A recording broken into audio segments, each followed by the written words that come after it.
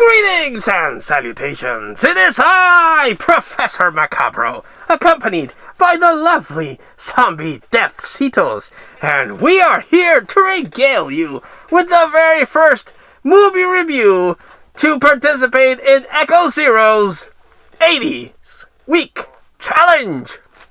Indeed, already are sporting my 80's 3D glasses. You see, these 3D glasses were big in the 80's with the blue and the red. You would have it in your movies. You would have it on your comic books and your trading cards.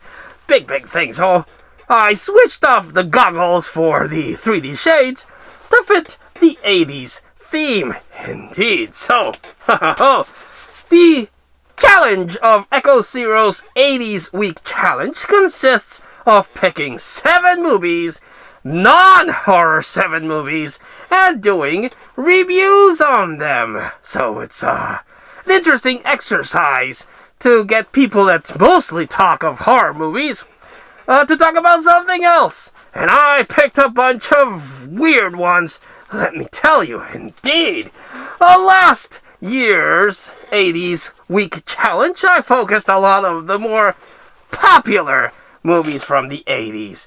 But for this one, I wanted to go a little different, you see. So, what could I possibly have picked that would have been different? Fits the non-horror thing, but is so batshit insane.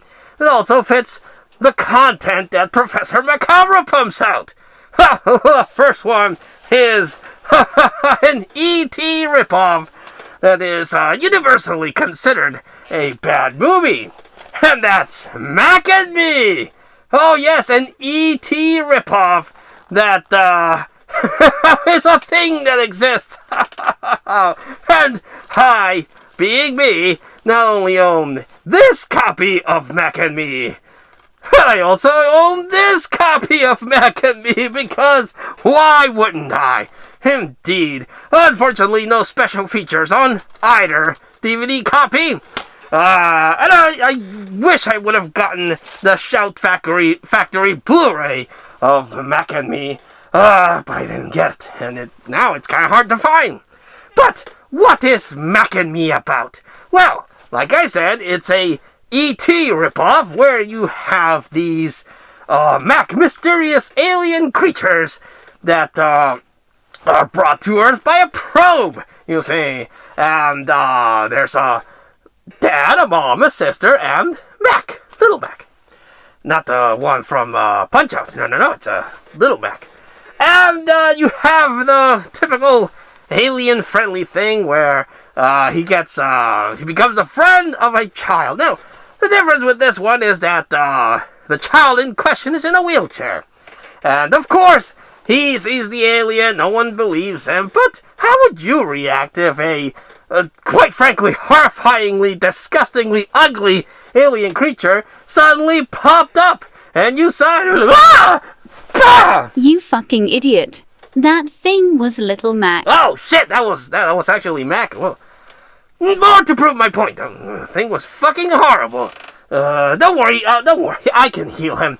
I'll do the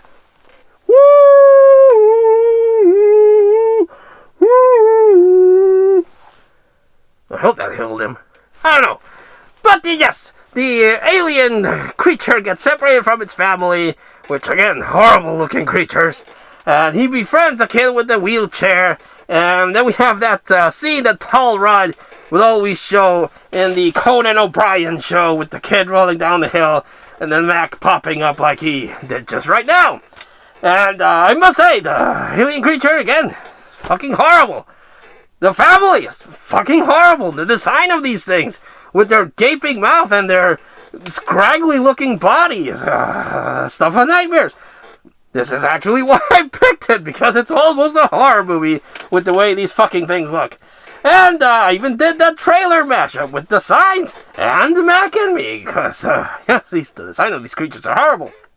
But as much as this movie gets hate, Professor Macabro, again, me being me, actually ends up enjoying this. Because it's a time capsule of the 80's. You have an 80's themed McDonald's and you have Ronald McDonald, and you don't see Ronald McDonald as often or at all anymore. He just poof, disappeared. So it's a nostalgic trip for your old pal Professor Macabro to actually revisit a Sears store or a McDonald's or see a OG can of Coca-Cola, which back in the 80s tasted delicious.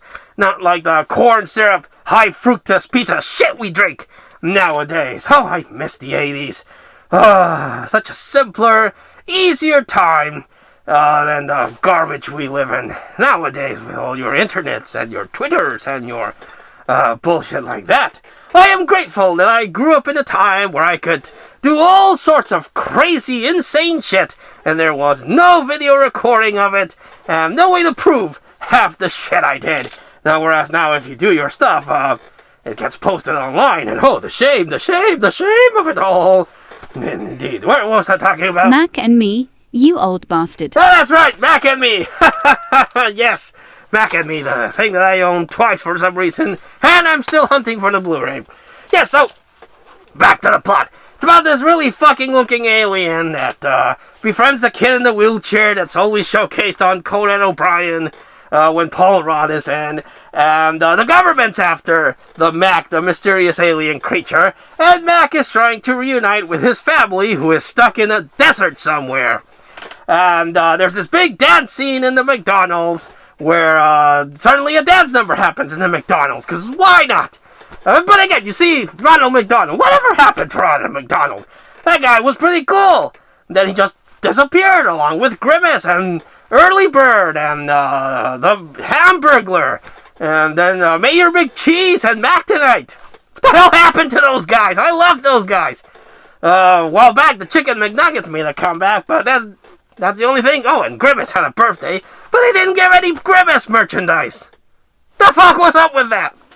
But anyway, you see the McDonald's dance thing, and everyone's dancing like, look at my moves that are randomly happening in a McDonald's. It's a party. None can stop the party. You can stop the party. And it's a big thing. And then it just stops, and you continue the plot. And much like E.T., the stuff happens, and they're trying to get back to the family, and they do find the family withered away in a cave because they haven't had anything to drink, and they're all dried and corpse looking, but they feed them Coke, which is a magical elixir that brings them back. And the climax of the movie is that the family of Max are going to a convenience store looking for more Coke, and then they get a gun, and the police are like, oh, the fucking thing has a gun, and the little kid in the wheelchair gets shot. And you have this atrocious effect of the explosion. And then something like, it looks like with a Sharpie, someone just drew the outline of the kid on the wheelchair as the explosion is happening, like this. And it looks quite bad. Quite bad indeed. But, yes, then, the power of these aliens, like I showcased before, is that they can heal mortal injuries and bring back the dead by doing...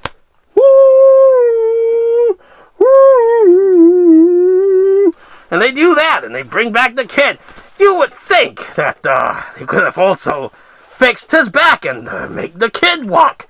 Well, they healed death. Why not heal his back? But what do I know how these mysterious alien creatures, how they work? What do I know?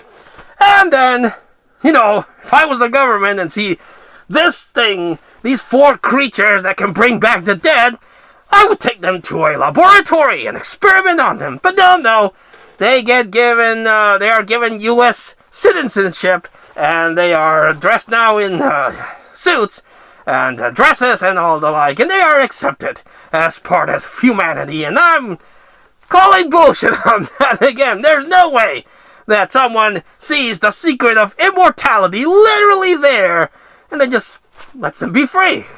Because why not? Or maybe they started a hospital and they cure people with the power of I don't know. I don't know how that the world works in this movie, but that's Mac and Me. And again, a lot of people shit on it.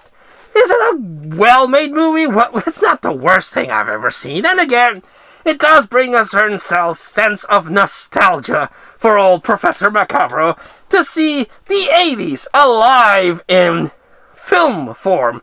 So just seeing the McDonald's and how everything was wood-covered paneling and everything brings a nice warm feeling in my insides that I thoroughly enjoy. So, if you do not like bad movies, well, you won't like Mac and Me.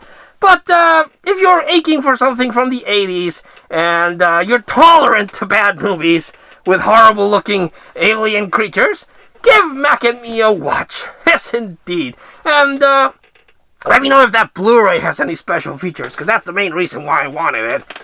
But Shout Factory apparently only did a limited run on that, and now you can't find it, so sucks to be me then. But anyway, first entry of the 80s week challenge from Echo Zero. Stay tuned for the next episode. But until we see you all again, this is Professor Macabre, accompanied by the lovely Zombie Huesitos. Thanking Echo for the opportunity to participate in this channel, and wishing you all, like always, a good evening.